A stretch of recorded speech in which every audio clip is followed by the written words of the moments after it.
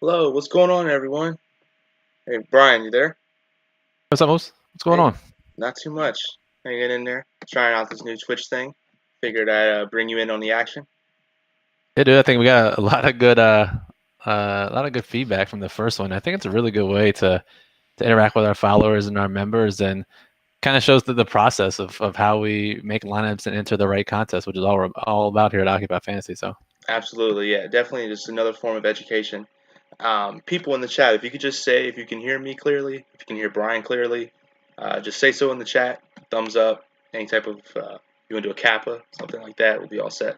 Brian, do you know what a kappa is by any chance?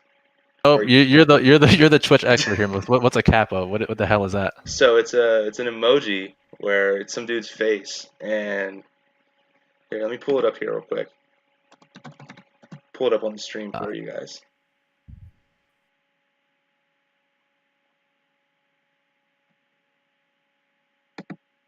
Basically, some dude's face, and they made it into like a meme. God, let's see.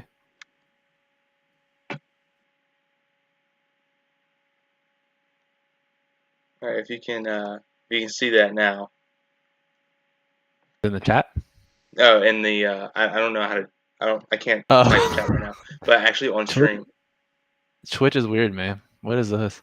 Yeah, that's the dude that owned it or something. But I don't know, people are weird. People are weird, but yeah. So if you're in the chat, you can hear us. What's up? You'll see Monkey Town is in there. I see Monkey Town. What's up, Hey, man? Monkey What's going Town. on? Yeah, Monkey Town. Can you hear us both clearly? Just make sure we're all set before we go into this thing. Yeah, I just want to make sure everything's good to go before we get started here. Yeah, we'll be here for about 30 minutes though, right, Moose? Till about Yeah, four 30 o'clock. minutes, give us 30, 45. Okay, Monkey Sound says we can both, you can hear us both. That's perfect. Um, but yeah, we're going to be here for about 30 plus minutes. I guess if we have questions, we'll always answer those questions. So you want to talk about the two-game slate? We were talking about this, uh, like when in the Occupy chat. This slate sucks.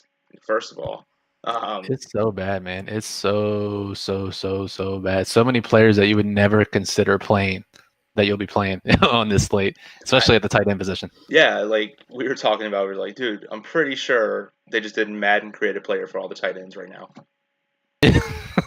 There are legit creative players, as you'll see if you look up at the top here at the scrolling ticker, you'll see some of our top plays for today. There'll be some players you've probably never heard of unless you're a deep NFL or fantasy or even preseason DFS fan, because but we'll be digging deep today. Oh, absolutely, yeah. And if you see me look off to the side, I have a tablet here with the Twitch chat, just so I can see if anyone's typing in.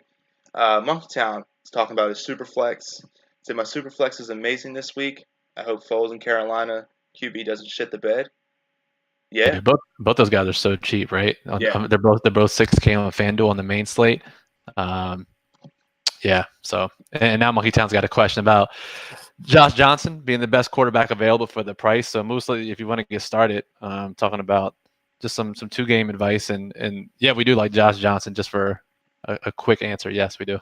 Absolutely, yes. And let me pull them up in the Occupy model here. I just want to make sure everything looks fine. The Occupy model.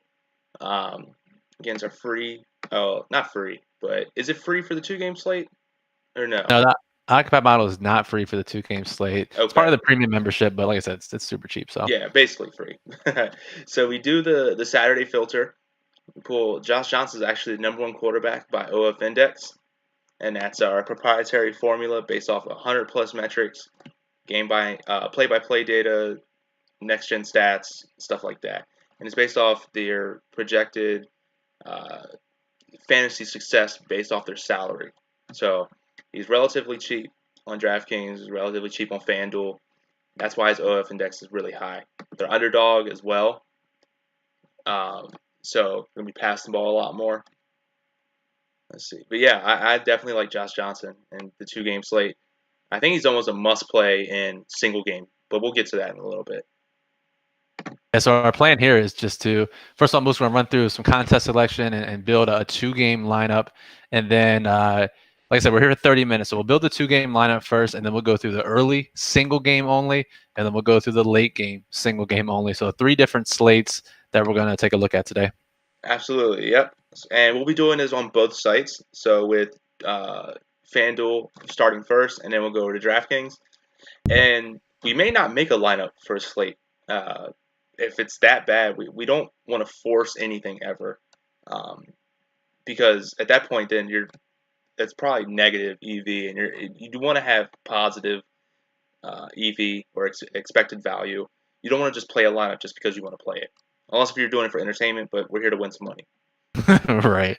So your goal recently, Moose, was to get tickets into that clutch shot, the NBA contest on FanDuel.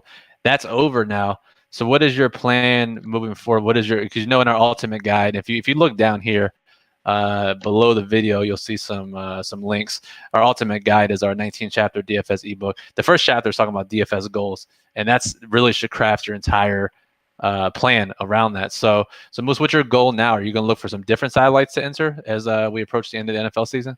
So I really love one of my bigger goal, like my big goal as DFS player is more lower risk contests and cross sport satellites. Like there's so much overlay, especially on FanDuel.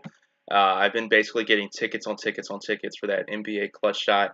I just did single game NFL Thursday, Monday night, and I ended up racking 25 tickets and made about, instead of the $111 normally the entry would have been, I only spent about $65, $70, and ended up winning about 14% return on investment there. That's not bad. That's Um, not bad. I mean, yeah, even if you don't hit a top prize, that's pretty good.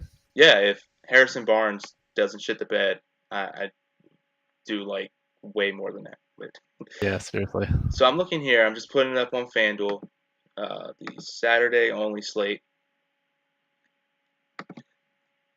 and let's go down this filter. We'll do some satellites and qualifiers. Let's see what's going on here. So I noticed earlier there's not much for the Yeah, two games. I think they do have a clutch shot that's coming up again that you could probably look to get into, and then maybe for larger bankrolls they have this Gladiator. Because if you look right there, most of the top, the Gladiator is a $1 entry fee. The first place is like a $1,600 ticket. That's probably a little too risky for your profile, right? oh, absolutely, yeah. And call me whack or whatever, but even I think the Santa Slam might be a little bit too much out of my bankroll. That's a $44 ticket. Uh, the NBA clutch shot is what's really nice, and we preach this also in the Ultimate Guide, where you see these multi-entry tournaments. We don't want to play them unless if you can max enter them, even for satellites. So looking up here at the top entry is satellites NBA clutch shot on January 20th, 100 tickets, and let's see how many entries there are for that. I think it's 64. Yeah, 64. If you're not going to play it 64 times, then there's no sense of making a lineup for that. Would Actually, I you don't know. agree? I don't know because it looks like there will probably be overlay there. It's only 600 people entered out of 2,100. I think you can enter a handful of tickets there, even if you only make one lineup and enter it 4 to 8 times. Mm-hmm. You can. I think it's a good idea. If there's overlay, then I think you can ignore that max entry rule, and that looks like this will be the case, especially for this one that you're pulling up now, the clutch shot one. Yeah, yeah. Do you think it's? I mean, let me rephrase it this way. Then, do you think it's worth putting one lineup where you can do? Let's say we're making one lineup, and would you rather put it into a place where you can 64 have 64 entries or a single entry tournament? The same everything. Would you rather have it in a single entry or one where someone could do in multiple lineups? I don't know. I like it because you're um first of all, looking at Monkey Town in the chat, cashed out $500 last month. Dude, I imagine that's mostly due to Superflex and NHL single game. So go over Monkey Town. Um, but Moose, I don't know because I like getting multiple tickets, and if you're using it, um, if you're trying to get if you're being less risky Yeah, and you're only trying to get a $4 ticket, I would try to get as many as I can in one lineup because if your lineup goes off, you can get 8, 10, 12 tickets all in one go, and that's really a way to rack up tickets. Is because you don't have to win every single night doing that. You can win 3 times out of the month and end up with 20 plus tickets. exactly. Yeah, definitely. I mean, that definitely makes sense. Yeah, I'm just looking here. So much. I mean, there's not until later on, but there is a lot of overlay going on here. I'm gonna ignore this CFB Bowl Mania mainly because I don't know jack about college football. Um, let's see. I think those 5-cent ones, most those 25-cent and 5-cent ones that have 200 or 500 people is probably perfect for you. Let's see. For the CFB Bowl Mania? Go up a little bit. The clutch shot, they have a 25-cent entry. They have a 5-cent entry. The 25-cent one's 210 people. I imagine that's like 5 or 10 entry max. Let's see here. Where'd you see it? Let's see down a little bit. I saw it earlier. If you scroll up a little bit. Let's see. Is it this one here? The top prize 3 tickets for 5 cents. Yeah, there's 3 tickets and there's the 25-cent for the legendary layup. I think the layup's a $9 one, but there are a couple tickets I saw. Whatever, it was 5-cent and 25-cent. They only had 300 and 500 entries. So yeah, I mean, I'm definitely shooting for this NBA clutch shot again. I love the process. Me, you, and the 2 NBA guys, Terry, Tommy, and Garrett. We pretty much spent the whole day going out the whole process with my 25 entries, and I really like the process going about there. I think I'm going to go with that as well. So, all right, let's take a shot at it, then. Let's see what kind of lineup we can build with it using the model. Perfect. Yep. So we're going to do this one here for 5 cents. That experienced players only? Experienced players excluded. Oh, are you? Does that count for you? No, I'm actually not a star person yet. I don't know how to get that. Hashtag star person. Monkey Town is in the shoe reselling. Dude, Monkey Town, I used to be in that business too, and I have tons of shoes that I need to unload. So if you want to buy some from me, please let me know. Let's see here. So yeah, what the max entry on this is what, 9? Yeah. And the top 3, I would enter 3 times, and if you win, you get all 3 tickets. I would just do it 3 times. Okay, let's do that then.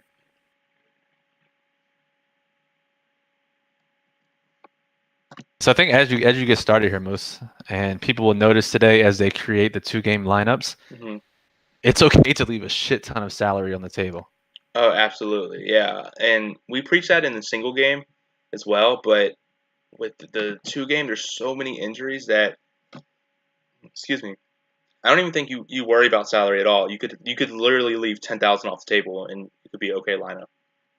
Yeah, because so you have the 2 top running backs, right? You have Melvin Gordon, Derrick Henry, and then at receiver you have Keenan Allen, and then literally you can make a case for any of the players below there being the highest scoring receiver. So if you drop 3,000 in salary from, like, I don't know, Corey Davis to Tywan Taylor or something, especially on DraftKings, excuse me, it can make sense because they can definitely outscore them. Absolutely, yeah. Let's see here. So we're going to pull up the Occupy model. We talked about this a little bit before. We have the quarterback here. I mean, especially going for a higher risk thing. I mean, I think you almost have to go Josh Johnson here for the satellite, don't you think? I think so. You get the rushing upside at his price. I would go Johnson. Plus, he allows you to fit in. Basically, you need the top 2 running backs. It doesn't make a lot of sense to fade, especially if you're making one lineup, to fade both Henry and Gordon. I think you just lock those 2 guys in and then differentiate around. Yeah, because Derrick Henry's averaging what, like 8 touchdowns a carry or something like that. Yeah, dude, he's out of control right now. He's crushing. Yeah. Let's see. He finally actually played more snaps than Deion Lewis last week. So okay, nice. Now I know you like to preach running back at flex. Is that a way that you would probably go here as well? You have to, especially on FanDuel. Yeah. DraftKings high risk, it's 50-50. FanDuel, you got to get that running back in the flex.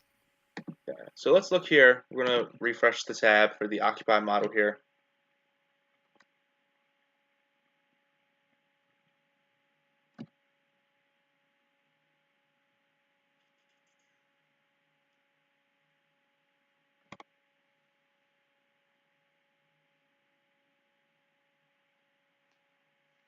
Then we're going to do just a Saturday only slate.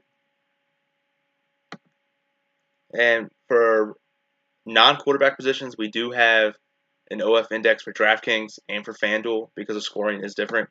So let's sort by FanDuel OF index. And let's see here. While you're looking at that, Monkey Town has a question about McCaffrey, his usage in the passing game. I think the offense, Monkey Town, will mostly remain the same. The only concern there is he's played 100% of the snaps each of the last 5 weeks. So will they continue to use him that much? The one bright side is he does have incentives to hit. He's trying to get 1,000 yards rushing. He's trying to get 100 catches. So he's going to play until that. Maybe week 17 we see him drop off a bit.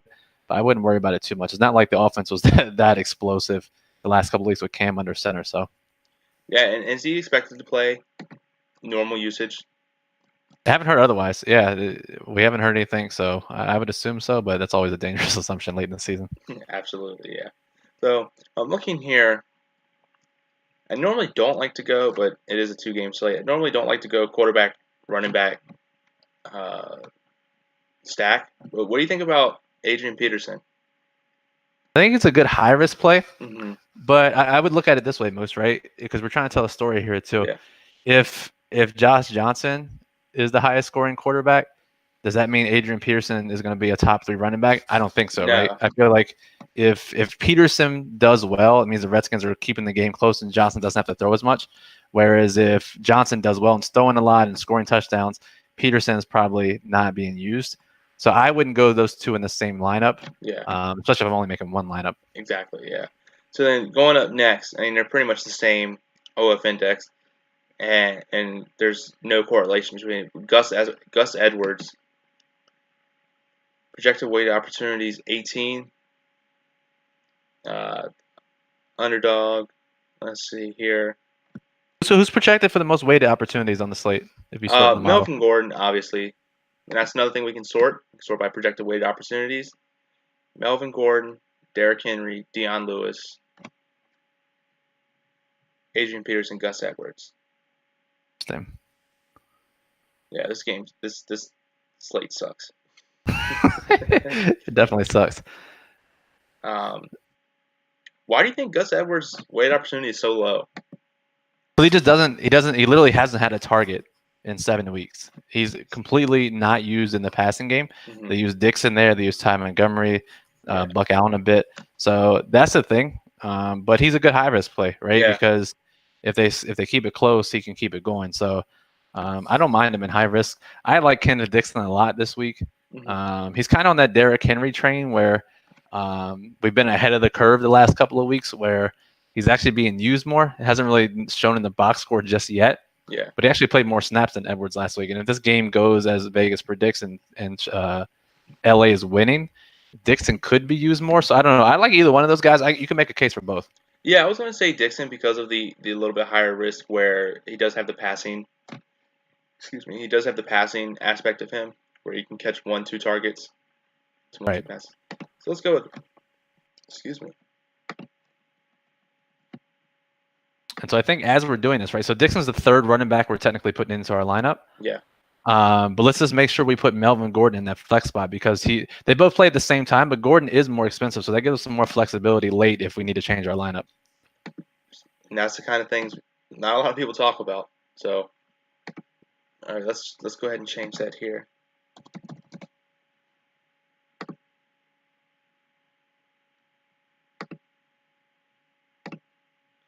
What do you think Gordon's ownership is going to be in this tournament? Probably 100%. Yeah, it's got to be close to 100%. I would imagine. Maybe people are scared off by the injury some, but I don't know. I think he's got to be close to 90% owned. Yeah, I would say there's no way less than 90%, right? Let's see here. So I'm actually going to move to tight end next. Okay. And it was pretty funny. I tweeted out the picture of tight end where pretty much everyone was crossed out red. If we go back to the Occupy model for tight ends, let's go ahead and refresh this real quick. What a disaster. It's not good. It is not good at all. Like I told you before the stream started, was the tight end position. You could win that position, say, with like 3 catches for 30 yards. Yeah, absolutely. Yeah, I wouldn't stress too much, especially if you're making multiple lineups. Making one lineup, maybe you try a little bit harder, but I don't know. It's really a crapshoot at the position. Yeah, and that's the thing. Like, so I'm looking here. Sort by FanDuel OF index. I mean, just look at like Anthony Frisco, Jeremy Sprinkle. It looks like they just shook a magic 8-ball with random words and just like pounded the keyboard. Yeah. Random letters. And look, the projected targets. I mean, no one has like everyone's like 3, 4. Jeremy Sprinkle has 6. I mean, Sprinkle kind of makes sense if you're using Josh Johnson, right? Yeah, exactly. I was going to go with that. He has the highest target. The only thing that scares me is maybe it's irrational, but Tennessee giving up no touchdowns to tight ends this year. Yeah, 0 touchdowns in 14 games. I don't know how that happens. I mean, I'm sure that's pretty fluky. I don't think they're that great of a tight end defense, but something to consider. And I don't know. I feel like a lot of people. So just thinking from a pure lineup construction standpoint, I imagine Sprinkle will be popular because he's so cheap. Mm-hmm. So I think these last couple spots, these wide receiver spots especially, we're going to have to differentiate. Yeah, absolutely. Now, I usually like to leave wide receiver towards last. That's just for me. Why is that? So there's so many. So my concept is quarterback, running back, defense. Well, mainly quarterback, running back. They're so important to your lineup. Like you can't get cute at running back. You can't get cute at quarterback, or you're just going to lose the competition. But you can get cute. You can get cute at wide receiver. I think. Lots of volatility at receiver. Exactly. Yeah. So, who do you like at defense today? Let's pull up the Occupy model while it's loading. Well, obviously Tennessee is the top option, right? But you're not going to play them against Josh Johnson, your quarterback. Yeah, that makes no sense. Redskins don't make a ton of sense, right? Because if the Redskins do well, Josh Johnson's not going to have to do much, right? Yeah. So I think you're going to go someone in this Baltimore San Diego game. Sorry, LA. Christ. So yeah, I can see a case for either one of those. The total has dropped. Some sharp money has come in on Baltimore this morning. It dropped from 4.5 to 3.5. So, I think both of those guys. I like all the defenses today. I think you can mix and match, and just expect ownership to be really heavy on Tennessee, especially. Yeah. So then, with that's the case, do you think it's a good choice to pivot to the Chargers, where I know salary isn't that important, but you do save a little bit of salary. What, 1,200 compared to the Titans? Yeah. So I mean, there's no real difference, I think, between the Chargers and the Ravens, and our model seems to think that as well. But you do save some cash by going there. I think so. Yeah, and it kind of makes sense of what we're doing, right? Dixon can play either way if it's if they're winning or if they're losing. Yeah. But more so if they're losing, and if that's the case, you want the Chargers defense on the field. So I would say Chargers. That makes sense. Perfect. So let's see here. Now we have the most fun position. We have wide receiver. Go ahead and load this up here. So you look at it now, right? We have $6,400 left per position. We're not going to fill that. That's guaranteed not to fill. And I'm just telling people don't. Actually, 7,000 per player. Oh, 7,000 per player. We're not going to fill that, no. And we shouldn't try to fill that because so many receivers can be a top 3 option today. Yeah. Let's load up. Go ahead. Yeah. So as we load up the model, I think people will be surprised at a couple of the names at the top of the position for the Saturday slate. Now let me ask you this. Now we're not worrying about salary. You think the casual player is worrying about salary? They're trying to get to that 60,000, 50,000 mark. Absolutely. No one wants to leave $2,000 salary on the table. Just psychologically, it doesn't make sense. But on a slate like today, you want to leave that salary on the table. All right. So we have Keenan Allen to basically tie for first with Corey Davis on projected targets. Do you like Keenan Allen? Do you think he has almost like a must play on FanDuel here? Yeah, I think so. Yeah, he's pretty close to a must play. No one has his upside, that's for sure. No one has his floor. He's supposed to play. They said game time decision, but he's going to play. So I would say Keenan Allen, and then these last 2 positions, I think we just get weird with it. We need like a button to press. Like, get weird with it. Boo, boo, boo, boo. Was that number 3 option in the models who I really like today? Taywan Taylor? Yeah, Taywan Taylor, I think. He's actually, people won't realize this, but he's had more receiving yardage in 2 of the last 3 games since he returned from injury than Corey Davis, despite being way less salary. Mm-hmm. I think Taiwan's a perfect high-risk play today because everyone's going to try to jam in. Like you said, they're going to try to get to that $60K salary mark. And you can't do that if you play Tywan Taylor over Corey Davis. Yeah. But we know that's a fine move today. So I think Tywan's the next guy you put in. Okay. You sold me on that one.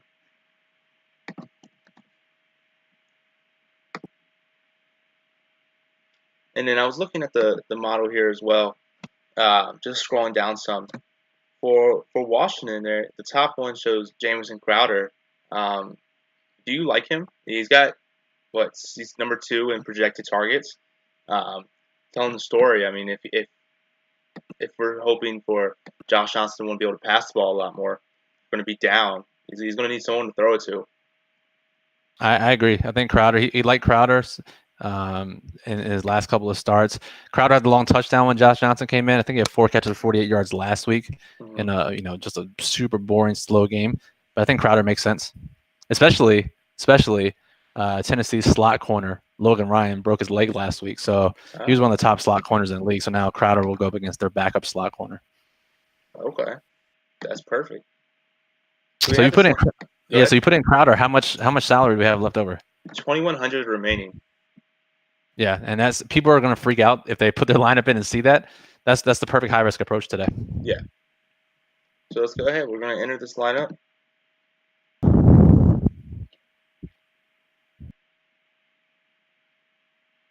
Now, if you want to back this up with some type of cash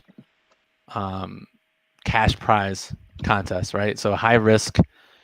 And I think you think it's pretty high risk, right? Oh, absolutely, yeah. It's definitely a higher risk lineup. So maybe a 100-player league or something we put this in?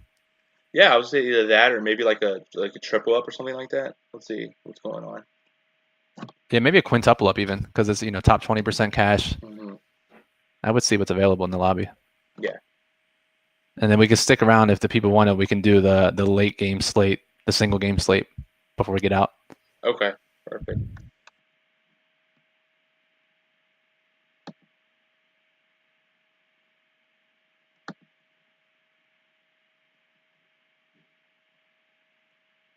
Let's see if there's any single game.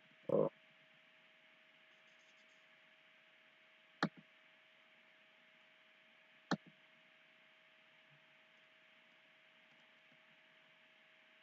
You guys like the Occupy quarter zip, by the way? Fresh little Christmas present. What was that? The quarter zip, the shirt. Oh yeah, that's so sick. So why are you looking? Go ahead. Go ahead. No, go ahead. Go ahead. It's okay. I was just saying, I'm looking here, and probably a lot of people are going to be looking at it too. But you have 32 of 113 players. You have a $5 quintuple up. Let's take a look at any of the entries here and see if anyone stands out. Good question, because that could be some overlay. $5 typically the range where pros start entering, so it'd be interesting to see if we get some more casual players in this one. Oh, nice. We have CSU Ram in there. That's not good. There you go.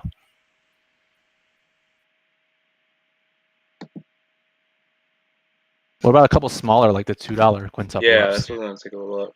Let's look at this $2 one here, quintuple up, single entry. And I always do this, regardless of I'm max entering 150 lineups or doing a single game for $1. I like to look at the lobby and really take a look at who's actually entering. If there's anyone that, if you see 8, 9, 10 pros in there, you definitely should back out.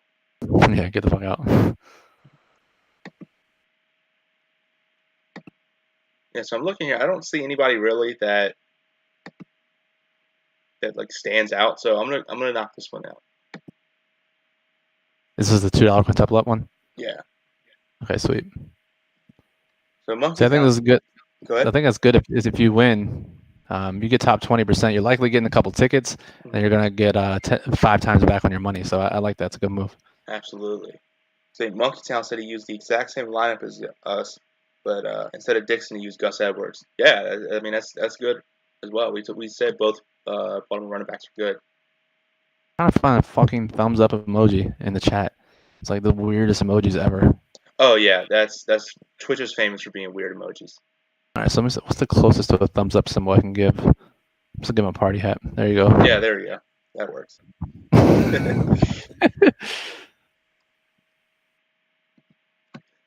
Now, do you think we differentiate our lineup compared to what we did? We put the first lineup in. For this quintuple up? Yeah. No, I think you put the same exact lineup in. We're going to try to get allocation different ways for the same lineup. So, so if we get that top 20%, we get the variety of payouts from a quintuple up, but also a satellite. Okay, perfect. And while I'm putting players in, Brian, do you want to talk about the ultimate guide, how contest selection, what we're doing here, is an integral part of that guide? Yeah, so a lot of stuff that we're talking about here, it's you just literally you never hear it talked about in the industry, and it's really a big reason why most people lose. They don't think about it from the standpoint 99% of your energy is put into making lineups, as opposed to figuring out the best way to earn money on those lineups. So that's what the Ultimate Guide does. 19 chapters. It really breaks it down into first of all, managing your money and having goals like we talked about at the beginning of this stream, but then also picking the right contest for that lineup to maximize your return on investment. And that's what we're trying to do here. Moose, why are you not importing the lineup? Why are you doing it to my hand? Because I honestly did not know that was a thing that you could do. God damn it, Moose.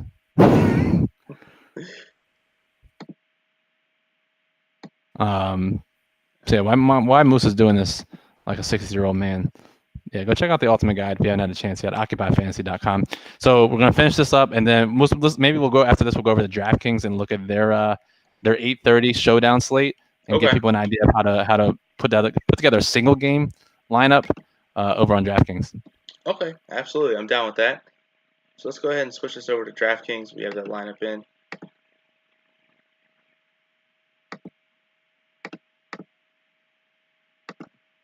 Yeah, as you come into the chat, a couple more people have jumped in here. So what's up? Say hi in the chat if you're in here. And at the top of the screen, you'll see our ticker, our top plays for today. We didn't have a daily plug, but doing this free Twitch stream, put together some of our top values from the Occupy models, with some as well the top plays. So yeah, and as we talk about, when we normally have our periscopes and stuff like this, if you have a question between what player to play, just ask us. We'll let you know. Yeah, we'll definitely let you know. So DraftKings Moose, I'm talking about my strategy a bit. I obviously was a little bit fortunate a couple weeks ago for the Derrick Henry GPP. So my bankroll is a little bit bigger now. So I was targeting this main event satellite. I targeted it on the 2-game slate on DraftKings, as well as the single game 8:30 slate. And it's a $1,500 entry. So it's gonna be really difficult to enter to win a ticket for. So I'm doing a $3 and a $5 satellites, and I've made 10 different lineups to max those entries. Understand that a lot of people won't have that luxury. So maybe we'll look at some cheaper satellites that people may want to enter here on DraftKings. Absolutely, yeah. And while we're looking at that, what's your allocation? I'm curious on those 10 lineups. Like, is there anyone that stands out really for you? Taiwan Taylor on the 2-game slate. I have 50% allocation. Okay. So yeah, I think Taiwan Taylor is the biggest guy I'm on for the 2-game, and then Kenneth Dixon in the late game, and probably Tyrell Williams. Those guys I like a lot. Yeah, that's definitely a differentiated lineup too. So are we on the 8:30 slate here in the lobby? Or 8:20, I guess, whatever what time it is. Yeah.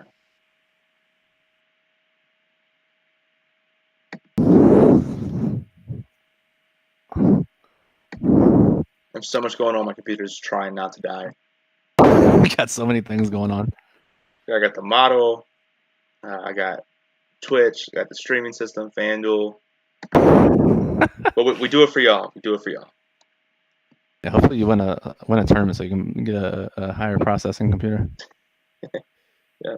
So we want to look for satellites as well on this one. Yeah, let's take a look and go down the satellites. I know they have that $12 Christmas NBA contest.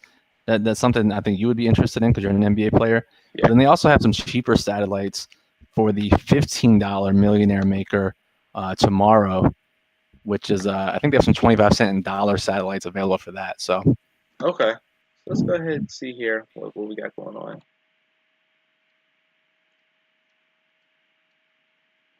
Now I'm looking here at this last shot $5 million main event. Is that the contest you were talking about earlier? Yeah, that's the one I'm trying to enter, but obviously it's very high risk. $5 first out of 396. Yeah. Can drain your bankroll pretty quickly if you don't have a large bankroll for that. So yeah.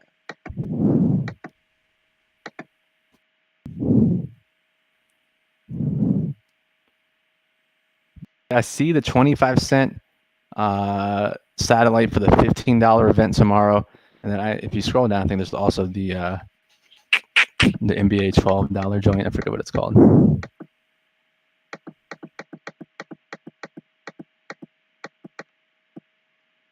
Yeah, the Holiday Classic.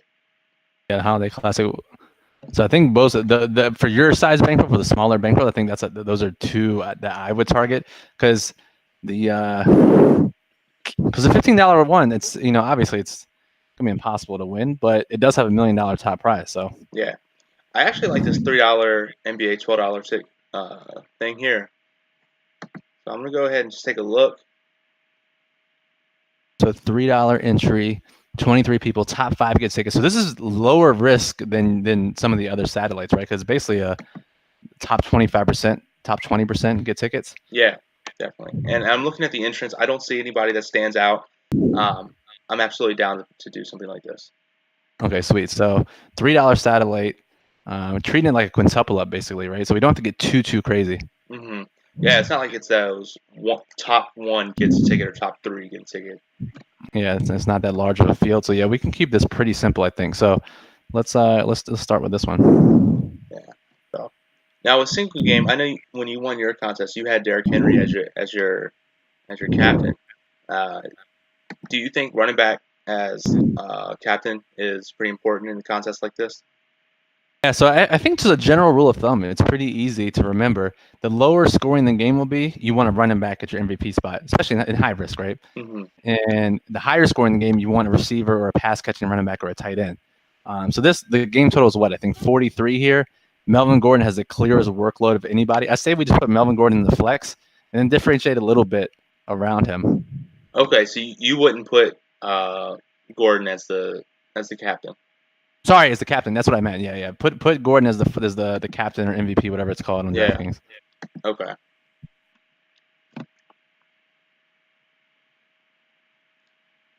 So I'm looking here, and pardon my ignorance, but I'm not that knowledgeable when it comes to single game. That's more your thing.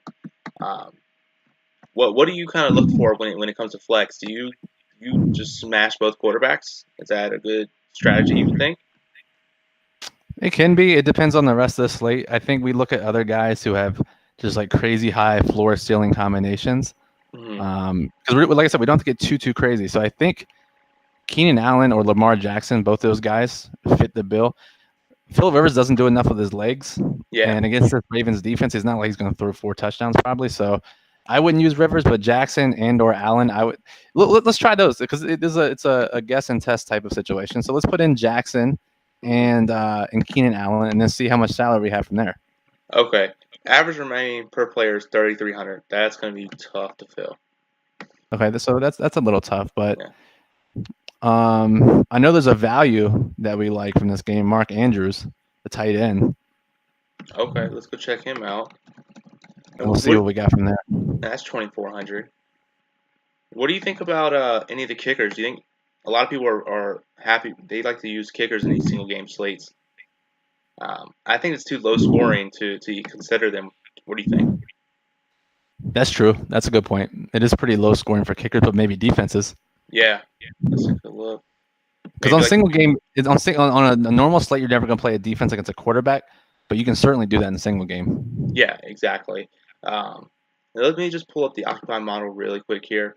I just wanted to take a look for the defense.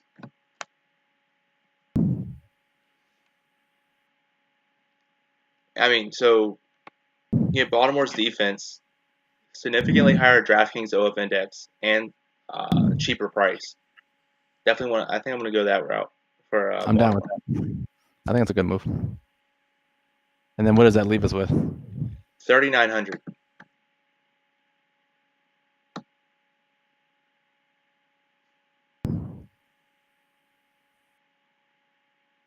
Now, DraftKings is pretty interesting, where they have a lot of these 200, 800 guys. Do you see anybody in that? And more of like a higher level thing, not specifically with this game, but do you ever see anybody with value that's like that? Very occasionally. We talked about it You talked about on your Monday night one, Dan Arnold. He was $200 or $600, whatever it was. So a guy with a role, sure. Occasionally you get a receiver down there or a tight end that certainly has a shot, but I don't think there's really anybody on this slate that kind of fits that description.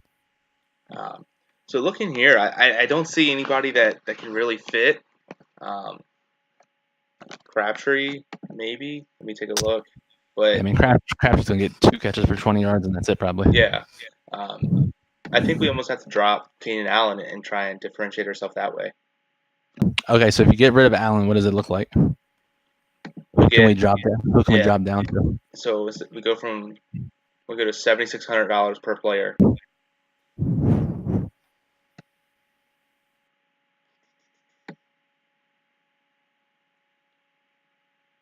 So we can kind of go with a little bit of correlation. We can take a look at Gus Edwards. Again, we want to tell a story here with the defense and Gus Edwards. We have on FanDuel, we already have some allocation to Kenneth Dixon.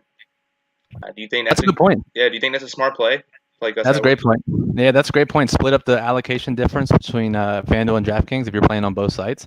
Yeah, let's see how that looks. Because first of all, Jackson and Edwards feed off each other. Exactly. And if you're playing the Ravens defense, you're thinking because basically if you need Gus Edwards and the Ravens defense correlation to kind of make sense. So I think it's a good move. Yeah, definitely. So taking a look here. I think you almost have to go wide receiver for this last flex spot. Do you think? So we got 8,100. Is there anybody we can even fit in?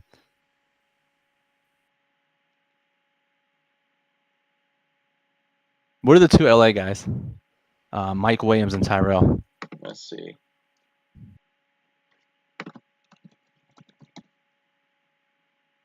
Mike Williams 8,200. So we just miss him. Tyrell 6,600. I do like Tyrell in this matchup. He hasn't scored in a few weeks, and he's getting a decent amount of air yards. He's being used down the field, so I could see Tyrell being a factor, especially if Keenan's banged up a bit, and we're not playing Keenan. Tyrell could take advantage of that, so I could see Tyrell. And once again, single game slate, it's okay to leave money on the table, especially a slate like this one where there's big gaps in pricing. Absolutely, yeah. So I like this lineup. Again, like I just mentioned a little bit earlier. You don't have to stick to a certain allocation for FanDuel, a certain allocation for DraftKings. You want to look at your overall allocation. So let's enter this contest.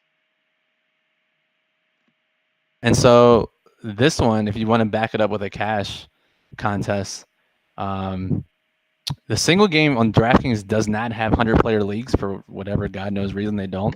So maybe look at a quintuple up here. Maybe look at single entry GPP or a handful of triple ups. I think you don't have to get too crazy with it.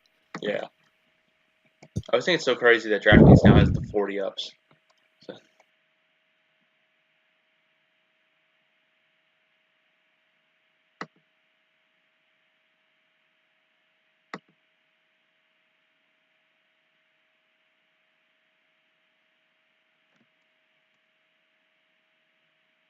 I mean, just looking at something like right here. I know it's $10 triple up. Literally nobody playing, but that'll happen. What about some of these other ones? Any star players in these other triple and quintuple ups? Let's take a look at this one here.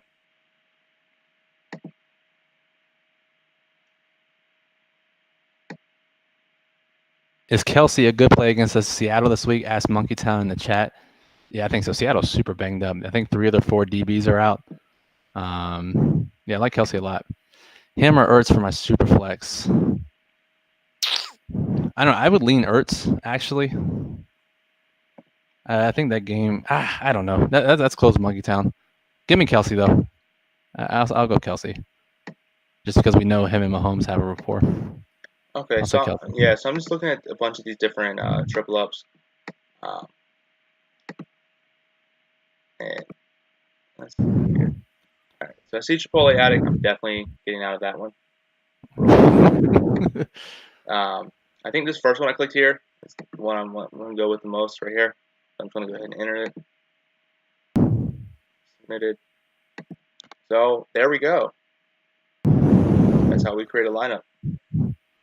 Looks good. So, Moose, thanks for doing this. And if you guys have questions, you can always hit us up on Twitter at Occupy Fantasy. Definitely follow Moose at CFP_Moose, and I'm at Brian Jesser FF.